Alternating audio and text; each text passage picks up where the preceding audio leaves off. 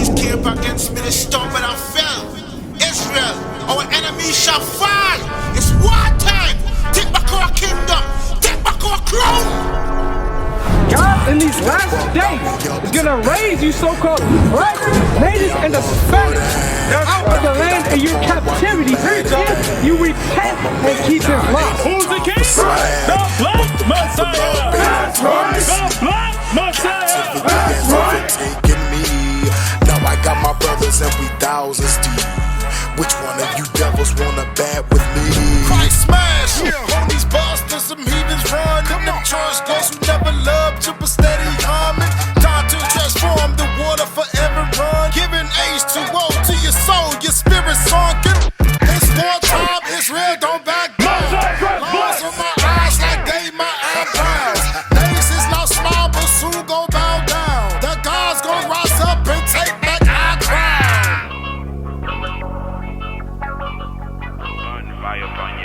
Come learn about your true history. Come learn about your heritage. So Moses is warning Israel that if we did not keep his commandments, that there will be some curses, some punishments, just like with your children. That's what's going on right now. And this is how we identify that we are the Israelites that the Bible is talking about, because we identify with these curses. I'm gonna give you a couple of curses, and you tell me, do they fit your people or do they fit somebody else? Because right now we're told that the Jewish people are those over there in Europe, right? The so-called white people. But do they fit these curses? Give me verse 16. Read. Verse 16. Cursed shall thou be in the city, and cursed shall thou be in the field. Latrice, so Moses is saying, if you don't keep God's commandments, you're going to be cursed in the city. Who lives in the ghettos? Right. Why are we sitting here right now? Because we come to our peoples in the city. They live in the suburbs. Right, okay? Who gets shot down in the city? I love the example. There's no white Mike Browns. There's no Asian Eric Garners. It's just us. There's no white Sandra Blands. That's just us. Our conditions that we've had on them slave plantations, the poor housing, roaches, rat infested, piss infested, are the same conditions we live in today. Cursed shalt thou be in the city, and cursed shalt thou be in the field. Who picked the cotton? Who still works on the fruit plantations and whatnot down in Florida and South America? Our people, right? Who's cursing the work field? No, we the ones. We the last hired, first fired, right? They always looking at us like we doing something wrong. These are curses that Moses said would be upon Israel, but they correlate to our people. Let me ask you another example. If I was to ask you, how are we oppressed? We talked about the bad housing, the bad jobs. You give me another example about how we're oppressed living at the bottom of society. You give me an example. Everything, you know what I'm saying? Just about standing right here talking to you. And we're standing here, it's not a good, it could be somewhere else. We could be somewhere else, like where? How you doing, brother? We're trying to show our people who we are according to the Bible. I'm sorry? In the chapter, anything's off. You know what I'm saying? Yeah. Okay, how is our relation with the police? Not good at all. Not good at all, why? Because they choose white people over black. Because we black. Who said that? So who said that? Come on over here, because we out here for y'all. Y'all come on over here and get edified. Give me verse 66. Now remember, Moses is speaking to who, Latrice? He's speaking to Israel. He's speaking to Israel. He's telling them the conditions that will fall upon them if they didn't do what? If they didn't keep God's commandments, right? So now again, who do these curses fit? I asked you about the interaction with the police. Give me verse 66. These are curses that would be upon Israel and Israel only for not keeping God's commandments. Read. Deuteronomy 28 verse 66. And thy life shall hang in doubt before thee, and thou shalt fear day and night. Your life will hang in doubt before you as a curse, and you shall fear day and night. Your life hanging in doubt means that somebody else has power over you to take your life. Was that not the case on them plantations? My brother, was that not the case? Slave master could walk up and hang us at any point in time? Okay, now let's bring it down, bring it to today, 2019. If a cop pulls up right now and shoots us, can he not get away with that? Right, what's the brother named? Philando Castile. Your life will hang in doubt before you, and you will have none assurance of your life, meaning that they can take your life at any point in time. And on top of that, they're not going to be held guilty for taking your life at all. Read that from the top again. But who else does this fit besides us? Read that from the top again.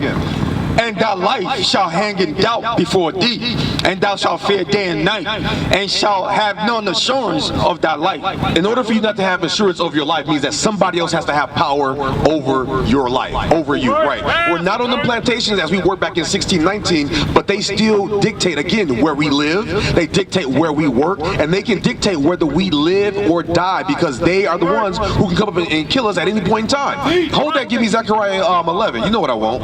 Hold that, give me Zechariah 11. Bring it out. All the prophets, when you read the rest of this Bible, Tobit, Zechariah, Jeremiah, Paul, all of them were doing the same thing that us men are doing right now today. It's going out to the people, telling them, do you realize the conditions that we're in? Do you know that they correlate with this Bible and that you must repent?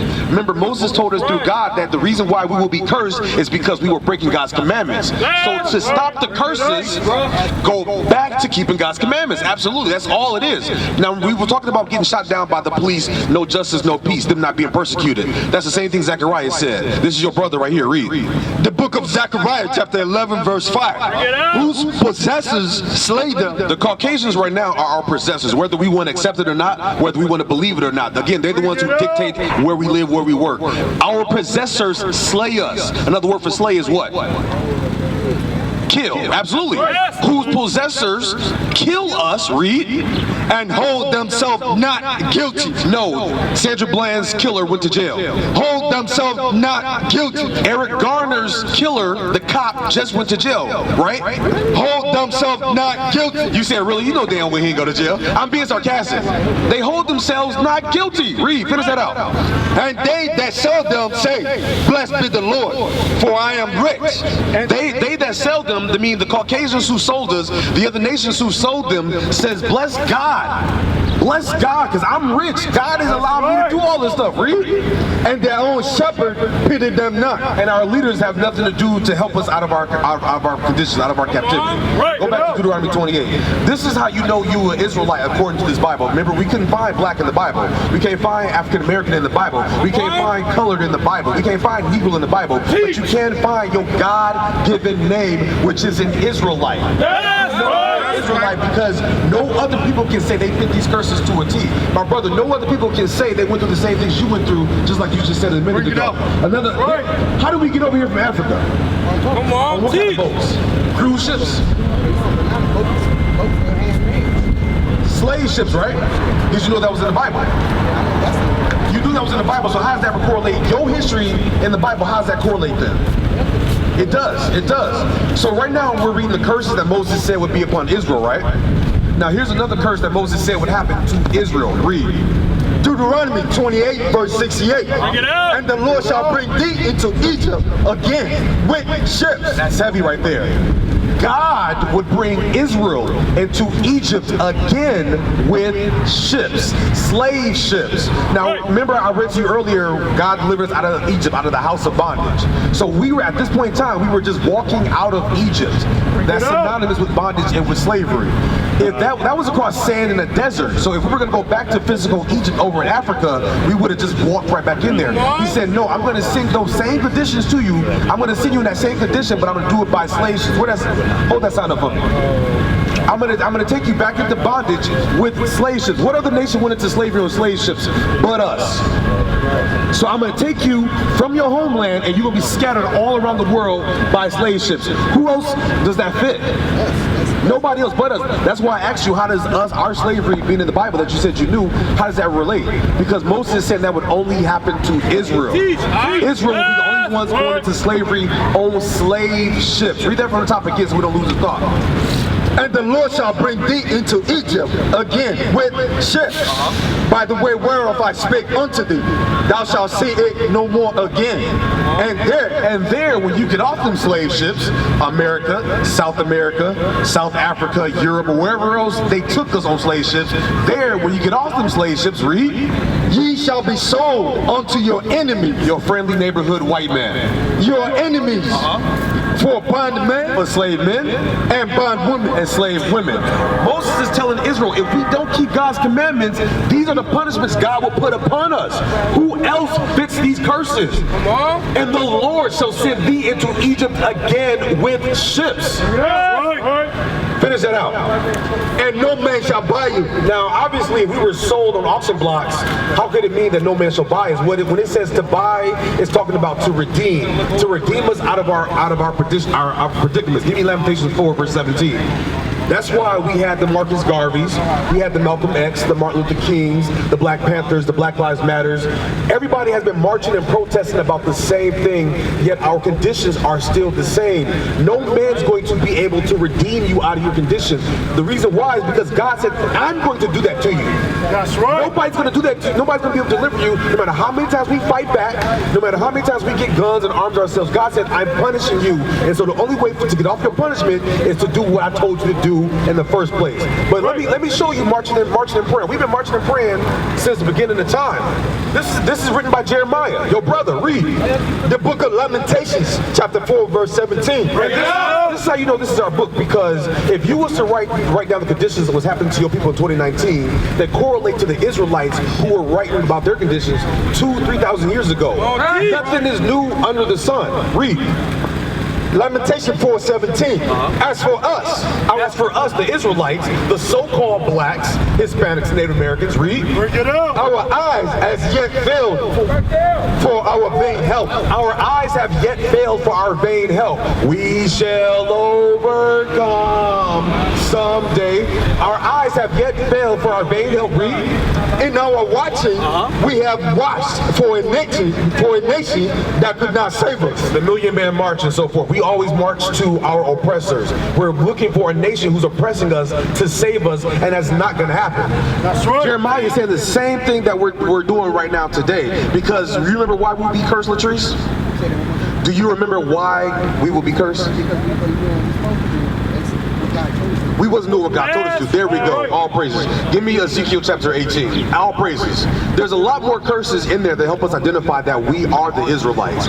Again, one of the other curses said that we would lose our nationality. In slavery, did they not change our names? They called us Smith, Johnson, Brown, whatever. They gave us their names, right? That way they would detach us from our heritage. So now we take on their customs. We talk the way they talk. We dress the way they dress. We celebrate their holidays and so forth. We took on their customs. If we were just Oonga Boongas in the jungle, why was it so important to take away our names? Because they had other nations in captivity. I'm not sure if you know about the encampment, the Japanese encampments they had during like 1950s during World War II. Yeah, they had them in concentration camps, but they didn't disconnect them from their heritage. But they did it to us. Why? If we ain't nothing but peons. Absolutely. You said that we was a threat to them. Absolutely. And you know that's in the Bible. Give me this right here. So this is what we must do. So our job, first and foremost, is to understand who we are according to the Bible. We more than just niggas on the corner. All right? We more than just sisters and hoes and or whatever else that we call ourselves, or that they call us, that we take on for our nationality. But we got to understand first who we are. Then the rest of these laws will make sense, because we've heard this Bible all throughout our lives. The church has been in our lives the whole time. But if we don't understand that this Bible is about us, for us, to us, it's not going to cleave. Read this. This is what we must do. The book of Ezekiel, chapter 18, verse 30. Therefore I will judge you, O house of Israel, everyone according to his ways. God is judging us according to his ways. As I mentioned earlier, the cop who killed Eric Garner, did he get judged? Sandra Bland, did they get judged? But who went into slavery? No, I'm saying who went into slavery? We did. Who's last hire, first fire? We are the ones who are being judged by God, because we're not keeping his commandments. Read that from the top again. Therefore I will judge you, O house of Israel, everyone according to his ways, said the Lord God. Repent and turn yourself from all your transgressions. That's what it means to repent. It means to go back to keeping God's laws. Now, a lot of us, including us being up here in the purple, we didn't know this as well, just like we come out here teaching you. So when we understand, okay, you know what, the reason why I don't own any buses, I don't own any television companies, the reason why we don't own businesses as a whole as black people is because we're not keeping God's laws. Well, then I must go back to start keeping the laws. What are the laws that I'm breaking? What are the laws that I'm in the midst of breaking? But I first got to understand that I'm Israel according to this Bible. Give me Jeremiah 17. Give Give me Jeremiah 17, because I mentioned it before about us losing our heritage, right? That also is in the Bible. What other nation has been given a whole other name, a whole other nation? Bring it out. Besides us, right? Everybody can trace their roots back. Oh, I'm from Poland. I'm from Germany. I'm from Scotland. We don't know where the hell we from. We say we from Africa. Where? I'm African American. Where? What country? Right. Give me this. Jeremiah chapter 17 verse 4. And again, like I said, the prophets back then are the same today. So if this brother right here, Jeremiah, looked outside his window and wrote down what he saw, it will be the same thing that we see in today. Read. And thou, even thyself, Jeremiah, Latrice, my brother, what's your name? I couldn't hear you. Ramon, Latrice, Enoch, thou even thyself, read, shall discontinue from thine heritage. Your name is no longer Kuta Kinte, it's Toby. Bring it up. All right, you now Williams, you now Smith. Thou even thyself shall discontinue from your heritage. Who were we before we got on them slave ships? Thou even thyself shall discontinue from your heritage. Read. That I gave thee, and I will cause thee to serve thine enemies in the land which thou knowest not. And because you disobeyed God and broke his laws, you're going to serve your enemy, which we do today, in the land that we know is not. Who is that talking about? Nobody but us. Right. So our job again now is when we understand that we are the Israelites according to that Bible, because African American was a term that came around, I believe, like in 1980s. Right. 1980, something like that, you know what I'm saying? So how we call ourselves something that's only 20 years old? And before that, they was calling us niggas, coons, porch monkeys, spicks, whatever the case may be. We're the ones who have no identity. We don't know who we are because we discontinue from our heritage. This is our heritage. This is a book of laws. It's a book of history. It's a book of heritage that we got to return to and know again that it's about us and only for us. Give me Exodus chapter 20. Let me get the Sabbath day. So how we repent is going back to keeping God's laws, statutes, and commandments. I'm going to give you a law right here that you can actually implement right now. You got a flyer right now, sis. My brother, make sure somebody give you a flyer as well back there on the bike. You got one, okay? Because our contact information is on there. So the question should be, well, if I'm in the conditions that I'm in because I broke God's laws, well then what are God's laws that I should start to keep? Give me that. The book of Exodus, chapter 20, verse 8. Remember the Sabbath day to keep it holy. Why would Moses have to tell us to remember the Sabbath day? Because we will forget it.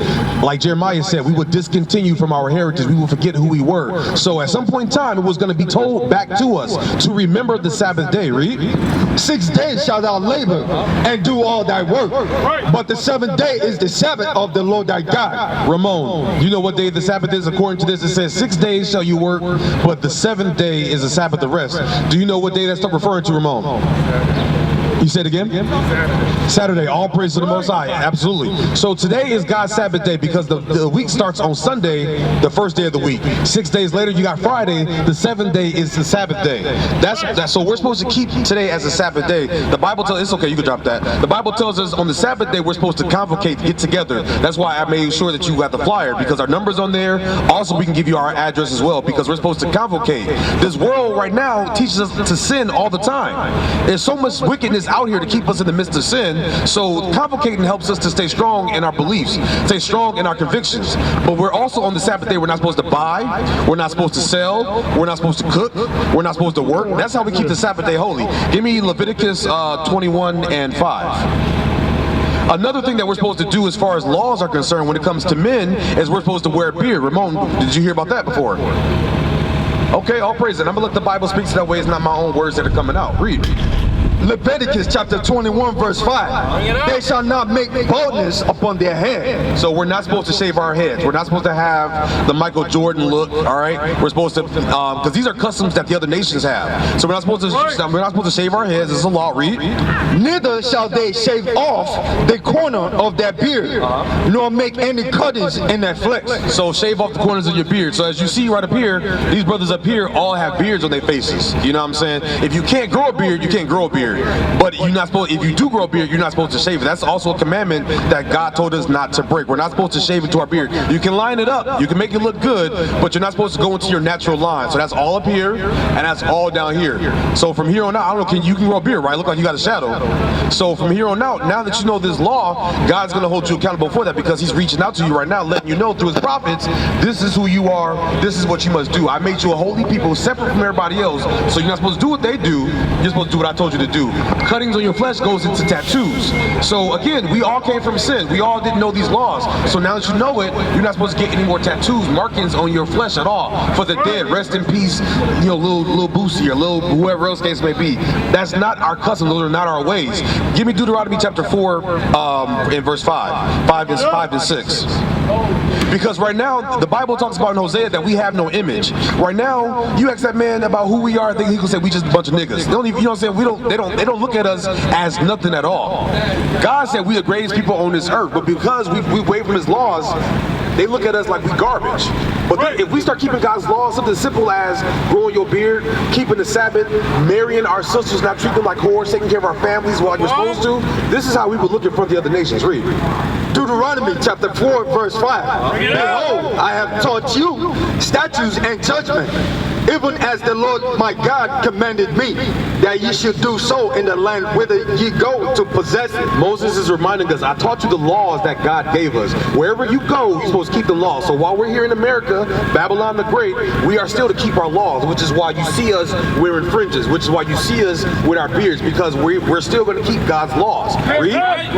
Keep therefore and do them, for this is your wisdom. Us keeping God's laws is what's going to make us wise. A lot of us stray into our own understanding, and we how the streets teach us, or how old bro teach us, whatever the case may be. No, you should be justified off these scriptures. What does God tell you to do? Read. This is your wisdom and your understanding in the sight of the nations, which shall hear all these statutes and say. So the other nations are going to see you rising up. They're going to see you keeping God's commandments, and they're going to say, what? And say, surely this great nation is a wise and understanding people. Right now, they don't say that about us. But when we start keeping God's commandments, they're going to be like, something is different about him.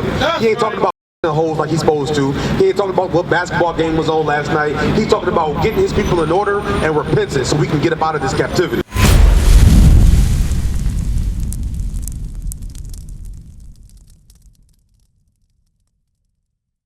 We used to scream black power while Heron was pushed.